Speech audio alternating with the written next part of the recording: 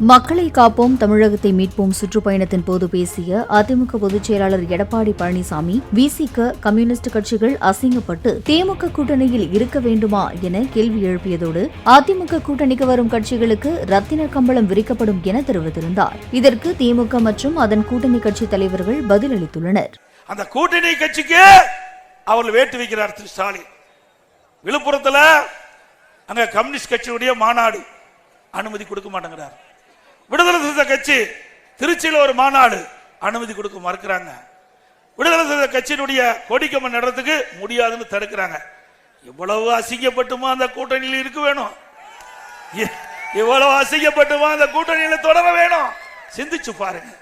அனைத்து இந்திய அண்ணா திராவிட முன்னேற்ற கழகத்தை பொறுத்த வரைக்கும் எங்க கூட்டணியில் சேர்கின்றவர்களுக்கு ரத்தன கம்பளம் விரிச்சு வரவிருக்கின்ற கட்சி அண்ணா திமுக கட்சி. எடப்பாடி அடுத்த தேர்தலில் எதிர்க்கட்சி தலைவராக கூட வருவதற்குரிய நிலை இல்லாத காரணத்தினால் அவர் எதோ செய்து பார்க்கிறார். நிச்சயமாக இந்த கூட்டணி 200 தொகுதிக்கு மேல் வெற்றி பெறப் போகிறது. அப்போ என்ன அர்த்தம்? அவருக்கு தானே பயம் வந்துச்சு. அர்த்தம் பயம் அவருக்கு வந்து ஜன்னியே வந்துச்சு.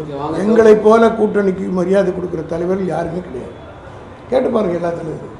இதுவெல்லாம் கூட்டணியில் திமுக தலைமையிலான கூட்டணியில் ஒரு குழப்பத்தை உருவாக்குவதற்கான முயற்சியை தவிர அதில் வேறு எந்த உண்மையும் இல்லை அல்லது வலுவான ஒரு வாதமும் இல்லை. ஒவ்வொரு காலகட்டத்திலும் நெருக்கடிகளை சந்தித்து அங்குலம் அங்குலமாக நாங்கள் எங்களை வலுப்படுத்தி வந்திருக்கிறோம். இன்றைக்கு ஒரு அங்கீகாரத்தையும் பெற்றிருக்கிறோம்.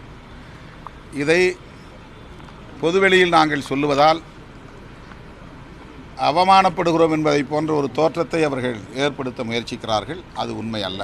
இவர் அழைப்பை நாங்கள் ஏற்க தயாராக இல்லை. இவர் ஒரு நம்பகமான தலைவர் இல்லை.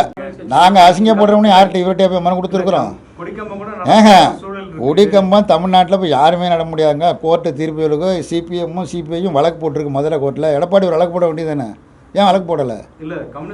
எங்கள் கொடிமரம் போகிறத பற்றி அவர் கவலைப்பட வேண்டியதில்லை.